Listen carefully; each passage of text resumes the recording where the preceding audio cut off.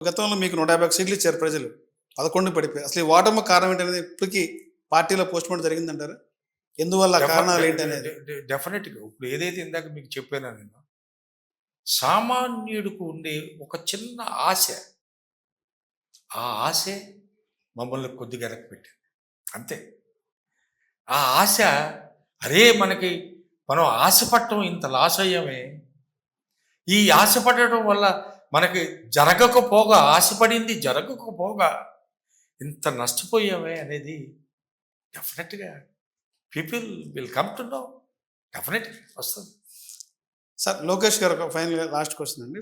లోకేష్ గారు ఇప్పటికి ఒక ఆరోపణ అయితే చేస్తారు జగన్మోహన్ రెడ్డి గారు. ఇప్పటికీ ఆయన ముఖ్యమంత్రి అని ఊహించుకుంటున్నారు. కనీసం తన పార్టీ కార్యకర్తలకు ఫోటో దిగే టైం కూడా ఇవ్వట్లేదు. ఆ గేట్ ముందు పడిగాపులు పడుతున్నారు కార్యకర్తలు అని చెప్పి అంటారు. ఇది ఆయనొచ్చి నిజమంటారా అది? ఆయనొచ్చి చూసాడా? ఆయనొచ్చి చూసాడండి. ఆయన ఆయన దగ్గరికెళ్తే నేను విన్నా.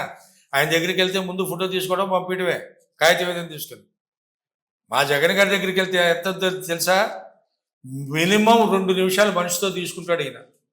నీ ఊరు, నీ పేరు, ఎక్కడి నుంచి వచ్చావు, ఏంటి విషయం, మంచేంటి, చెడేంటి, ఆయనకు కావాల్సిన విధంగా ఫోటో ఇచ్చి పంపిస్తాడు. ఆయనకి ఏం తెలుసు? ఏం ఆఫీస్‌కి వచ్చి చూసాడా? ఏ పిచ్చి మాటలు. అరే బాబు! అయ్యేందుకు నువ్వు చేయాల్సింది చేయరా నాయనా.